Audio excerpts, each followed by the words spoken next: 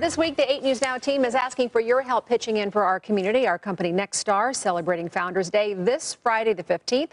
So in honor of that, we are teaming up with the PAL NV Foundation to help low-income families, senior citizens, veterans, and the homeless care for their dogs and cats by providing pet food and kitty litter, for free every month.